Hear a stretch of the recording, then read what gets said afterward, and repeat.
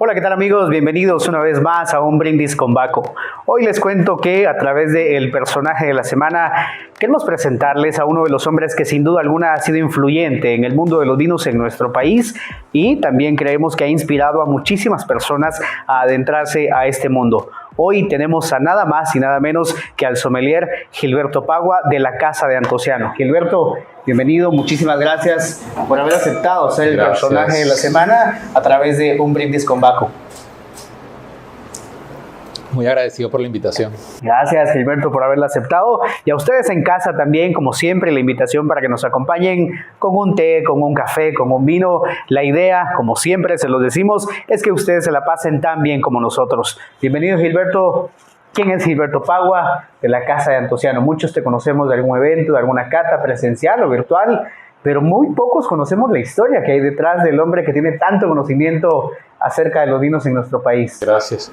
Gilberto Pagua es un ingeniero electricista que se empezó a apasionar por el mundo del vino hace unos cuantos años. Me ha gustado el vino, a mi esposa también le gusta el vino.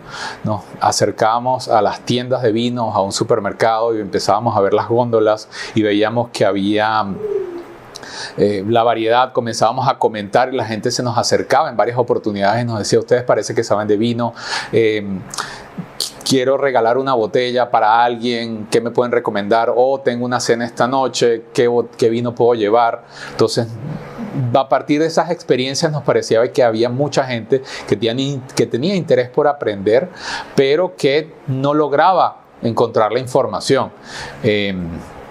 En ese momento no había tanta disponibilidad de información y de tecnología como la hay hoy en día. Y yo tengo una agencia digital de desarrollo web y redes sociales desde hace 20 años y decidí, bueno, déjame,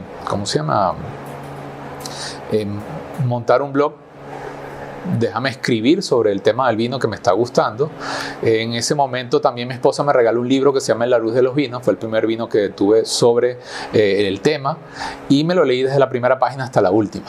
En las últimas partes del libro está el glosario y en los primeros términos del glosario estaba la palabra antociano. Todos sabemos que los antocianos son los pigmentos que hacen que el vino tinto tenga el color. Y decidí que el blog se iba a llamar La Casa de Antociano.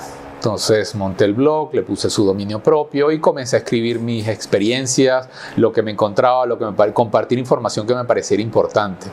Y la Casa de Antociano es un proyecto que inició en el 2007. En el 2007, en marzo del 2007 hice la primera publicación en el blog. Ahí fue donde comenzó todo. Pero no empezó en Guatemala. No, yo soy de Venezuela, mi familia es de Venezuela, mi esposa y mis dos hijos. Comenzó en el año 2007 y nosotros llegamos a Guatemala en el año 2011. ¿Qué te trajo a Guatemala, Gilberto? Vinimos por un proyecto de mi esposa, por trabajo de mi esposa. Eso nos trajo aquí. Al yo tener una agencia digital se me hacía más fácil como que ser más portable y atender a mis clientes desde aquí de Venezuela. Ya hoy en día ya tenemos una década en Guatemala. Mis hijos ya han crecido aquí, ya tienen más tiempo viviendo en Guatemala que en Venezuela. Nos sentimos muy a gusto, afortunadamente hemos sido muy bien recibidos y nos sentimos muy a gusto en este país que nos ha acogido. Y te contaba un poco sobre la historia. Comencé entonces a escribir sobre el blog. En el blog sobre el mundo del vino me contactó una importadora por primera vez y me dijo: quiero enviarte unas muestras de mis vinos y quiero que los pruebes y los reseñes en tu blog si te parece. Era la primera vez que me pasaba. No sabía qué hacer. ¿Eso en Venezuela o acá en Venezuela? Eso fue en Venezuela. No sabía qué hacer. Consulté a algunos blogueros en Estados Unidos que tenían más experiencia. ¿Qué hago? ¿Lo acepto? ¿No lo acepto? Hice varias consultas, me dieron feedback varios y dije: bueno, te acepto las muestras siempre y cuando yo tenga la libertad de poder escribir mi experiencia. Y perfecto, aceptado. Entonces comencé a reseñar eso, me empezaron a invitar a actividades, que había mucho de invitaciones a export manager, enólogos, propietarios de bodegas. Comencé a asistir a ferias de vinos, o me invitaban a ferias de vinos.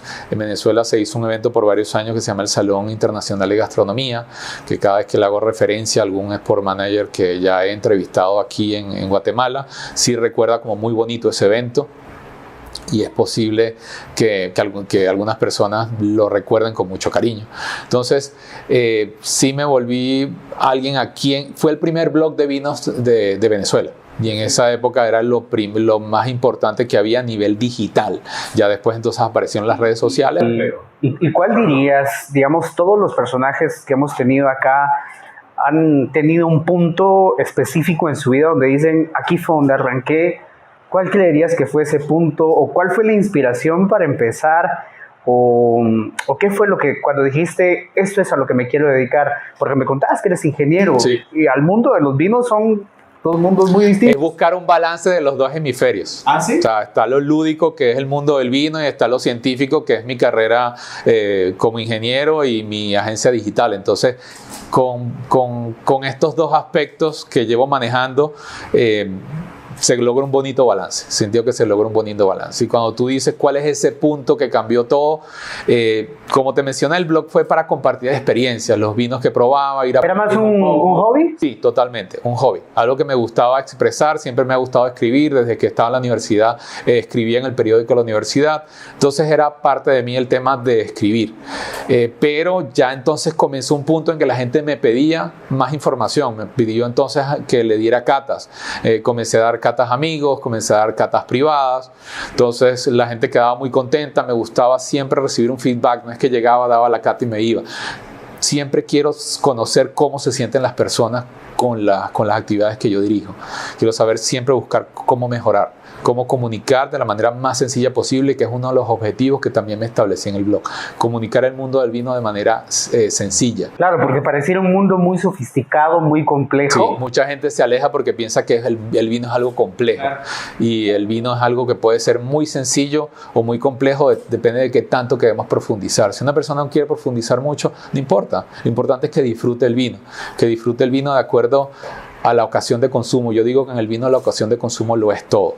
El vino es una de las bebidas más versátiles que hay, porque hay vinos para pedir perdón, hay vinos para pedir permiso, hay vinos para el suegro, para el futuro suegro, hay vinos para olvidar y hay vinos para recordar. Eso está interesante y la vamos a guardar. Gilberto, allá por el 2011, bueno, todavía es una frase que se sigue escuchando, pero seguramente en el 2011 la escuchabas más frecuente. En Guatemala no hay una cultura de vinos. Nosotros, que somos parte de este movimiento, lo hemos escuchado muy frecuente, pero en realidad tú que venías de afuera, ¿cómo lo ves? ¿Cómo lo viste en ese 2011 y cómo lo ves ahora? Porque te hemos visto muy activo y sabemos que has sido influyente, sin duda alguna, para crear esa cultura. Pero desde tu punto de vista, ¿cómo lo ves? Cuando llegué a Guatemala, ciertamente la cultura del vino no había estado muy presente. Iba a restaurantes y lo que había principalmente en las mesas era cerveza, ron, sobre todo. Guatemala hace muy buen ron. No había tanto vino, había una que otra copa, una que otra botella en mesas. Afortunadamente eso ha cambiado. O sea, afortunadamente la gente se ha involucrado más en el tema del vino, se ha hecho más cercana al vino, hay más variedad de opciones, hay más actividades que hagan que la gente se acerque a un vino, porque las catas son actividades muy bonitas que sirven para que una persona pueda probar varios vinos en una sesión. Yo he tenido personas en mis catas que jamás habían probado vino y me lo confiesan: mira, yo nunca he probado vino, y sientes un temor y dices, bueno, le gustará, no le gustará, pero la idea es eso, de nuevo, hacerlo de la manera más sencilla posible para que la persona disfrute. Y el poder probar un blanco, un rosado, dos tintos en una misma sesión hace que la persona se dé cuenta de que hay muchas opciones diferentes, de que hay opciones que le pueden gustar y opciones que no le pueden gustar, y opciones que hoy en día no le pueden gustar y en un año sí le van a gustar, y opciones que hoy en día le gustan y en un año no, porque el gusto va cambiando. O sea, yo siempre les digo a las personas, cuando tú eras pequeño y comenzaste a tomar café, ¿cómo recuerdas que tomabas café? Entonces, tomabas un poquito de café, un café bien clarito, con mucho azúcar y mucha leche. ¿Cierto? Eso era cualquier cosa menos café. Claro. Hoy en día, entonces ya tomas café negro, algunos ya lo toman sin azúcar, ya hasta escogen el método, si es French Press, si es B60, claro, si es Chemex. Entonces, del gusto a que comenzaste a tomar café a hoy en día va a pasar lo mismo con el vino. Al principio vas a buscar vinos dulces, vas a buscar vinos sencillos y ya luego poco a poco tu gusto va pidiendo otras cosas. Tu gusto va pidiendo algo más complejo, más potente, ya está pensando en la comida o nosotros, la comida para acompañar el vino o como nosotros los más locos del vino que primero pensamos en el vino y después pensamos en la comida para acompañar. Entonces, no hay que asustarse con el mundo del vino, hay que explorar, probar y probar. Si probaste algo y no te gustó, anótalo. Si probaste algo y te gustó, anótalo. Y así poco a poco vas dándote cuenta de cuál es tu perfil de gusto, que va a ir cambiando, pero ya te estás identificando cuáles son los perfiles de vinos que te van gustando. Claro. ¿Cuál creerías que es tu vino favorito? Yo estuve viendo el blog y veo que constantemente publicas como un top 10 de los mejores vinos que has probado, pero creo que hay uno que sobresale, seguramente. ¿Quieres contarnos cuál es? Mi vino favorito es el próximo vino que voy a tomar. Eso está... Porque hay demasiada variedad en el mundo. O sea, tenemos una vida muy corta para probar todos los vinos que hay disponibles en el mundo. A mí, lo que sí yo busco es probar siempre cosas diferentes. Yo he hecho 2 catas. Yo afortunadamente he podido obtener vinos de países productores no tradicionales. He conseguido vinos de Bolivia, vinos de Perú, vinos de Israel, vinos de Colombia, de Venezuela, países que uno ni se imagina que elaboran vinos. Y he logrado 2 catas, he logrado acumular vinos suficientes para realizar 2 catas que se llamaron Vinos Sin Fronteras. Entonces escogí a 8 personas, nos fuimos a un restaurante y probamos 4 o 5 vinos de esos que te estoy mencionando, vinos hechos de la República Checa. Entonces hemos probado esas cosas tan bonitas que son vinos de países tan diversos. Recuerdo con especial un Tanat de Bolivia, la gente le encantó, nos sorprendió a todos y nadie se imagina que Bolivia hace buenos vinos y menos gente sabe que Bolivia produce vinos. Entonces, la altura, cuando hablamos de la altura de Argentina, hablamos de entre 800 y 1200 metros sobre el nivel del mar. Bueno, estamos hablando que en zonas como Tajira, en Bolivia, tienen más de 2000 metros sobre el nivel del mar. Entonces, ahí se elaboran vinos que son potentes, con variedades potentes, como la Malbec y la Tanat. Entonces, la Tanat se asocia mucho, por ejemplo, con Uruguay, pero Bolivia también elabora muy buenos Tanat, que fue ese que nos sorprendió en una de esas catas de Vinos Sin Fronteras que te estoy mencionando. ¿Cuál creerías que es el obstáculo más grande en Guatemala para empezar a introducir a la gente al mundo del vino? Creo que es quitarles el miedo. Aquí no es un tema de precios porque hay vinos de rangos de precios muy amplios, vinos bastante económicos, lo que se llama un best value, que es un vino súper económico y fácil de tomar. Hay vinos, por supuesto, también bastante costosos que te dan unas experiencias increíbles. Entonces yo creo que el tema del precio no es un factor por el cual la gente le ha costado acercarse al vino. Es el mito. Tantos mitos que hay que siempre me gusta derribarlos todos o tratar de derribar los más importantes cuando doy catas y cursos. Esos elementos que hacen que el vino sea como muy complejo o se vea complejo. Entonces yo no percibo nada, a mí me huele a alcohol, a mí me sabe a alcohol. Ese tipo de elementos hacen que las personas no se sientan atraídas por el vino, pero si les enseñamos cuáles son las diferentes fases, la fase olfativa, la fase visual, la fase gustativa, vamos a ver que van a poder profundizar un poco más y van a darse cuenta que el vino tiene otros elementos. Claro. Mucha experiencia probando distintos vinos, distintos países. ¿Tienes algunas certificaciones internacionales? Cuéntanos un poquito de tu experiencia y pues vaya, de en qué estás estudiando ahora, los logros que has tenido. Sí, durante mucho tiempo mis conocimientos fueron autodidactas. O sea, leí mucho, estudié mucho por mi cuenta. Y decidí después que debía tener algún tipo de respaldo, que la gente, algunas personas lo buscan, lo quieren, les gusta saber si hay algún tipo de conocimiento formal. Y entonces lo primero que hice fue sacar el nivel 2 de una certificación que se llama WSET, que es el Wine Spirit Education Trust, que es una certificación que se emite desde Londres. Hice un viaje a Miami para eso, donde tú estudias previamente durante un tiempo y después vienes unas clases y presentas un examen. Esto es el Wine Spirit Education Trust, tiene 4 niveles y luego de esos 4 niveles entonces tú aplicas o estudias para presentar el examen de Master of Wine. Entonces, esto es una certificación lo más alta posible. Me falta mucho para llegar allí. Yo tengo el nivel 2. Sí, por supuesto, quiero... ¿Y cuánto tiempo lleva cada nivel? El nivel... tiene 4 niveles. El nivel 1 es un día de estudio, pruebas algunos vinos, presentas un examen. El nivel 2 ya tienes, entonces te envían todo lo que es el material, los libros, tú estudias durante un tiempo y ya luego son 2 días de clases, pruebas vinos durante esos 2 días de clases y presentas un examen. Ya luego el nivel 3 ya tiene un nivel mucho más complejo de profundidad, necesitas estudiar durante un año aproximadamente, presentar un examen. Luego a nivel 4 ya necesitas unos 2 años de estudio, necesitas presentar varios exámenes y ya luego para el máster sommelier ya necesitas ya 2 años de estudio, hacer como una especie de tesis, presentar unos exámenes. O sea, es un tema bastante más complejo. Mucha dedicación. Ya tú necesitas dedicación, necesitas sacrificar. O sea, olvídate de tener lo que hago yo, de tener mi trabajo y ¿cómo se llama? Y estudiar para algo. Es dedicación exclusiva. Es incluso abandonar un poco la familia.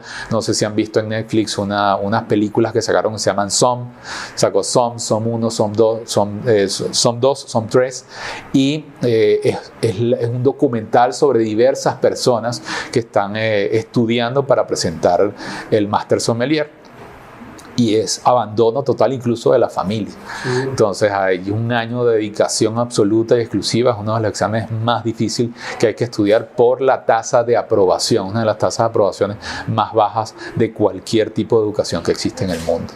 Entonces es complejo, pero la idea, yo me siento no cómodo, pero sí me siento contento de tener esos respaldos, claro, para entonces formalizar algunos conocimientos, darle más estructura y poder comunicar mejor el mundo del vino. Esa fue la primera certificación formal que yo saqué. Luego entonces decidí titularme como sommelier y ya tener el título que más gente conoce y que más gente conoce y reconoce, que es el título de sommelier, que lo hice aquí en la Escuela de Vino y Cata de Guatemala. Perfecto. ¿Proyectos en los que estés trabajando ahora? Aparte del blog de la Casa de Antociano, siempre estás activo, pero... Sí, tengo el blog que es donde todo, como digo, donde todo comenzó y es como el punto central donde publico muchas de las actividades. Ahí estuvimos hablando de las actividades que hice durante la pandemia, que fue unas entrevistas diarias que hice por Instagram Live para mantener a la gente conectada con el mundo del vino. Y que fue parte de la innovación y de mantenerse activo, sí, en un tiempo donde estábamos todos en casa. Estábamos todos en casa, entonces la idea era mantenerme activo, aprovechando los contactos que he desarrollado en el mundo del vino con enólogos, sport manager, y dar a conocer temas que la gente les puede interesar o que no conocía y ya conocen ahora. Y que ahí te tocó estar a ti del otro lado de la entrevista. Exactamente, a mí me tocó estar del otro lado. Exacto, entonces siempre estoy dando catas, siempre me están invitando, siempre me están llamando para hacer catas privadas o cursos privados. Siempre estoy tratando de hacer cursos, ya sea de una sesión o de varias sesiones para dar a conocer el mundo del vino. Entonces, eso siempre me ha mantenido en constante actividad. La idea es buscar nuevas maneras de comunicar el vino, porque como yo lo menciono, es comunicar el vino de todas las maneras posibles. Un día puede ser un Instagram Live, un día puede ser una transmisión en vivo de YouTube, otro día puede ser a través de unos Reels en Instagram. Entonces, es comunicar y educar en el mundo del vino, que es lo que busco, pero acercar a las personas. Obviamente, pueden aparecer de todo tipo de proyectos. Yo he dado clases en la Universidad Mariano Gálvez para el diplomado de sommelier. Eso también es un elemento que me pareció muy bonito, poder dar clases en una universidad sobre claro, poder compartir tema. Ese conocimiento ya correcto, a otro nivel, ¿no? Correcto. Entonces, pero siempre aparecen oportunidades y siempre las estoy aprovechando para dar a conocer y educar sobre el mundo del vino, que es lo que busco principalmente. Perfecto. ¿Qué fue lo que más te gustó de Guatemala cuando llegaste? ¿O de qué te has enamorado de Guatemala? Mira, Guatemala me ha encantado mucho, como te digo, lo fácil que fue la bienvenida. O sea, es la primera y única vez que hemos emigrado. Y por supuesto está el temor, ¿nos irá bien? ¿No nos irá bien? Llegamos con niños de 2 y de 5 años. ¿En aquel entonces? Para aquel entonces tenían 2 y 5 años, para ellos fue un viaje, claro. Para ellos fue unas vacaciones, que para no nosotros, exacto, que no han terminado, para nosotros sí era un cambio de vida completamente y por supuesto con temor, pero claro. Nos lanzamos. Y afortunadamente tuvimos una bienvenida, hemos sido muy bien recibidos, nos sentimos cómodos en casa, ya nos sentimos en casa y doy a conocer el mundo del ron, que es muy bueno en Guatemala, para que otras personas lo conozcan. Y he podido también dar catas de vinos, catas de rones, catas de whisky. Tengo tareas pendientes para estudiar sobre cervezas, tratar de sacar algún tipo de certificación. ¿Café? El café, por supuesto, es una tarea muy pendiente. Sí. Necesito estudiar sobre café porque Guatemala no sé si es complejo o no, porque de verdad no lo he estudiado. No he hecho los estudios que quisiera saber sobre el mundo del café, pero ciertamente disfruto mucho del café de Guatemala. Poco a poco ya empiezo a reconocer las características de las diferentes regiones. ¿Qué hace Gilberto en su tiempo libre? No tengo tiempo libre. Tengo esposa, tengo 2 niños, tengo mi agencia, estoy constantemente en actividades y catas, y la verdad es que no sé si para bien o para mal, hace tiempo que no sé lo que es tiempo de ocio, tiempo libre. Siempre trato de aprovechar el tiempo al máximo. O sea, prepandemia, cuando iba a un aeropuerto y había un tiempo en el cual tenías que esperar, bueno, ahí estaba leyendo, ahí estaba estudiando, ahí estaba comunicándome, respondiendo correos. Entonces, sí, ciertamente uno a veces necesita tiempos de descanso, pero mientras estés haciendo algo que disfrutes, no se va a sentir una carga y no se va a sentir. ¿Comida favorita con un paladar tan desarrollado y habiendo probado tantas variedades de comida, tantos vinos, tantos maridajes? Bueno, mi esposa se burla de mí un poco porque cada vez que va a un restaurante ella ve la carta y dice, ya sé lo que vas a pedir. ¿Ah, sí? Porque si tiene camarones, los voy a pedir. Si tiene champiñones, los voy a pedir. Son 2 elementos que me gustan mucho, y si en la carta está en los postres el tiramisú, no voy a dejar de probarlo. Ese es mi postre favorito de toda la vida. Qué bueno. ¿Metas? ¿Cómo te ves de aquí a 5 años? ¿Qué te gustaría estar haciendo? Mira, por un lado sí me gustaría estar haciendo lo mismo que estoy haciendo ahora, difundir el mundo del vino, dar a conocer el mundo del vino, pero ciertamente en 5 años el mundo va a cambiar, así como hace 5 años el mundo digital que no ha cambiado mucho. Nadie pensaba, hace 5 años no existían herramientas como TikTok, no existían herramientas como Clubhouse. Dentro de 5 años van a haber herramientas diferentes. Entonces, sí voy a seguir buscando mezclar el mundo digital con el mundo del vino. Y la idea es eso, aprovechar las nuevas herramientas, conocerlas desde el principio para sacarle el mejor provecho posible y que sirvan para difundir la cultura del vino.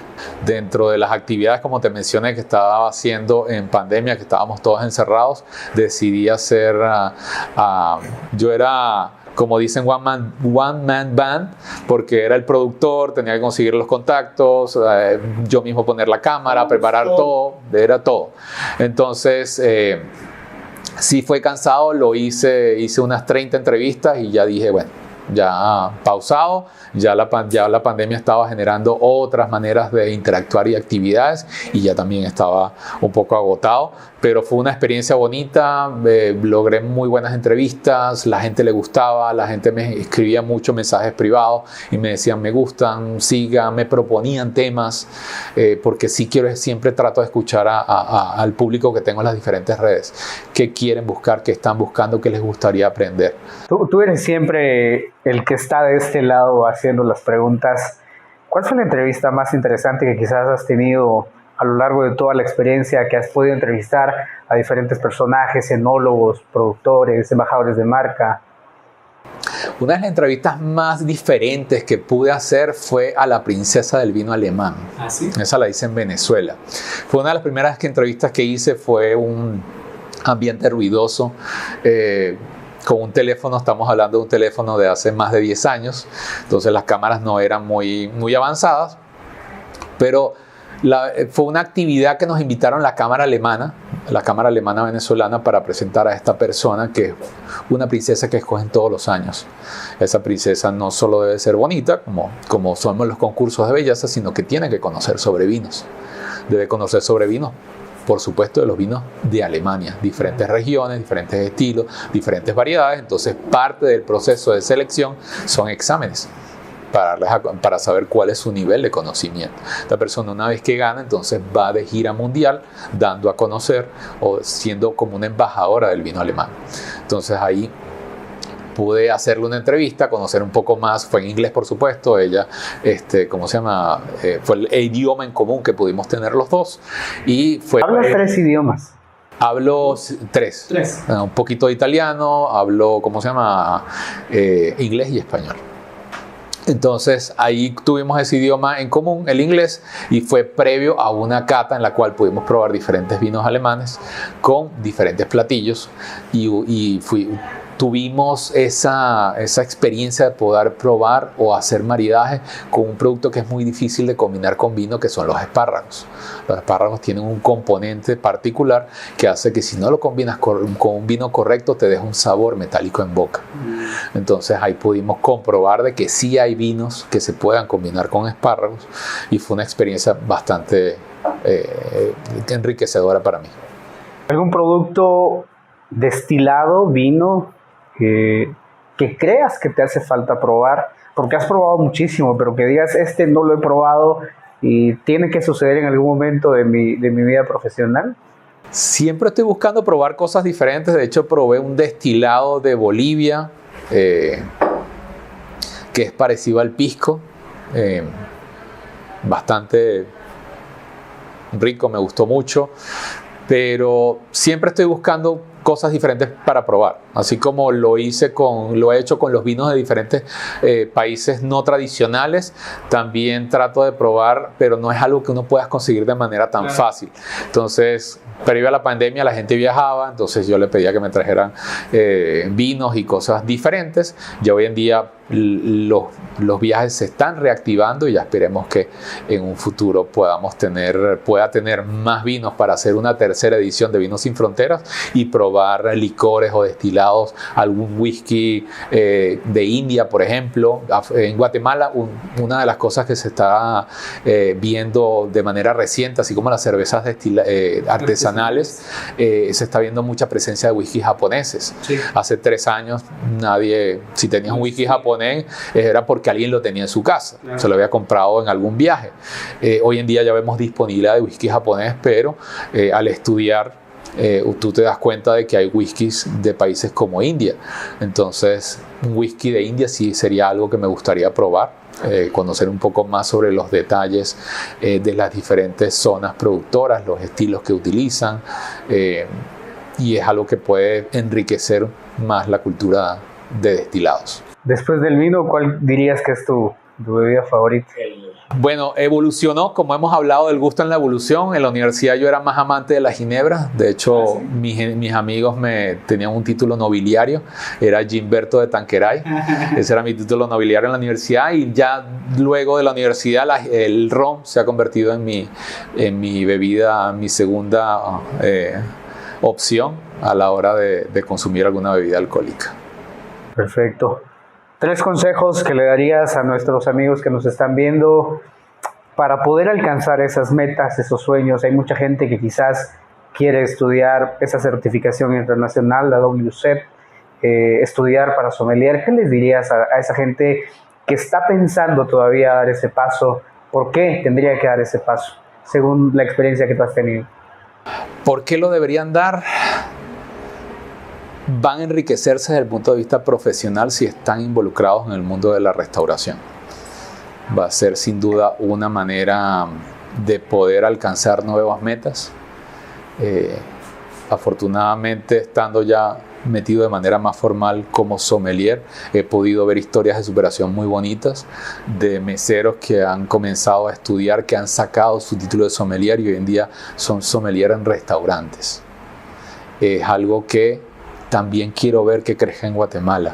No hay muchos restaurantes que tengan sommeliers, y es algo que tal vez En el mundo del vino están dos aspectos: el aspecto del consumidor y el aspecto del dueño de restaurante.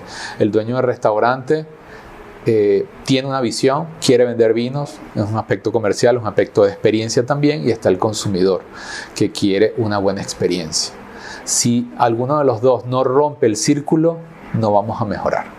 Una persona que llega a un restaurante y le sirvan un vino en unas copas que no son adecuadas, a una temperatura que no sea correcta, o el vino no esté en buen estado, normalmente dice: no me voy a quejar porque no sé de vinos. Pero cuando le sirven una cerveza caliente, sí se queja y no es maestro cervecero. Y si le sirven un café frío, se queja o reclama y no es un barista. Entonces, tenemos que llegar con lo mínimo básico para poder exigir una buena experiencia en un restaurante. Y al restaurante tener clientes que cada vez exijan un mejor servicio del vino, entonces tienen que mejorar internamente para ofrecer ese buen servicio del vino. Parte de ese servicio del vino empieza por copas, por temperaturas, por cuidado del vino. Y también puede llegar a unos niveles en el cual tengas a un sommelier. Y lo que yo estoy buscando hoy en día, o quiero luchar hoy en día, es que el restaurante no vea al sommelier como un gasto más en su planilla, que lo vea más bien como una oportunidad de mejorar el consumo de vino en su restaurante. Sí, porque al final, hoy día los restaurantes lo que están vendiendo son experiencias. Digamos, muchos coinciden en que, pues vaya, vinos puedes comprar en muchos restaurantes, pero la diferencia sí se marca en cómo lo venden, cómo lo sirven, todo el protocolo. Vino nos puede gustar si estamos en las condiciones de servicio correctas. Si el mismo vino en dos restaurantes diferentes, uno donde sí tienen copas, donde cuidan el servicio del vino, donde aconsejan un plato adecuado para ese vino, la persona va a tener una buena experiencia. Cuando ese mismo vino es servido en copas de vidrio, el vino caliente, no le dan un buen maridaje porque no lo saben o porque prefieren impulsar otras cosas, la persona no va a tener una buena experiencia. Y normalmente la persona, cuando no tiene una buena experiencia de maridaje, no le echa la culpa a la comida, le echa la culpa al vino. Dice: ese vino no me gustó, ese vino no me gustó con la comida. A lo mejor el vino no estaba en condiciones correctas, no fue bien, no tuvo un buen servicio, o no era el maridaje adecuado con la comida. Entonces, si quiero empujar eso, quiero llegar más a restaurantes y decirle a las personas, al dueño del restaurante: mira, el sommelier no es un gasto, ni siquiera es una inversión, es una oportunidad de que tú puedas mejorar tu servicio, tu facturación de vinos. No tienes que tener un sommelier como planilla fijo, puedes tener un sommelier algunos días a la semana. Claro. Y no tenerlo fijo, y en los días a la semana que los tengas a la semana va a ser una oportunidad para que esa persona guíe de manera más profesional la experiencia del vino de las personas que van a visitar tu restaurante. Tienen una bonita experiencia, van a volver. Claro, sin duda. Entonces es algo que sí me gustaría proyectar a futuro como un esfuerzo para que eso se logre más en Guatemala. Afortunadamente ya hay restaurantes que tienen sommelier. Hace 5 años no lo tenían, y espero que en 5 años eso aumente. Claro, que sea que sea un factor más bien, que sea algo mucho más presente de lo que está hoy en día. Perfecto. Gilberto, ya casi para despedirnos, ¿alguna vez te has puesto a pensar, si no hubieses tenido ese libro que te enamoró del mundo del vino, qué estarías haciendo hoy?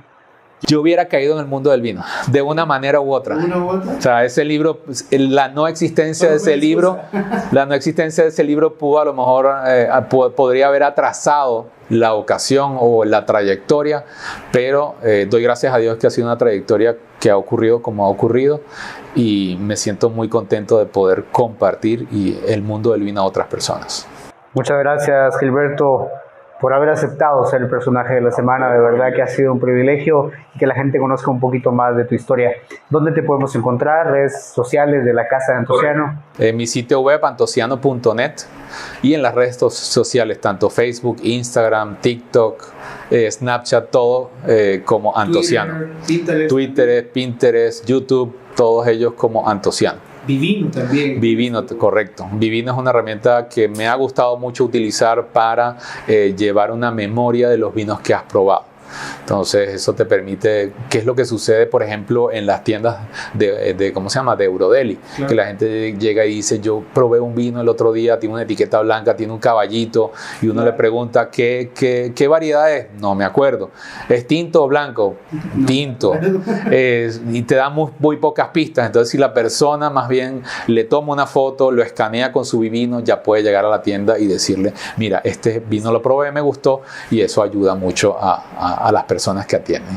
Perfecto, Gilberto. Muchísimas gracias una vez más. Vamos a hacer el último brindis. Gracias por habernos acompañado. Y a ustedes en casa también la invitación para que nos acompañen en el próximo Brindis con Baco para seguir conociendo a los personajes de la semana que tendremos la siguiente semana para todos ustedes. Que se la pasen muy bien. Muchísimas gracias por habernos acompañado.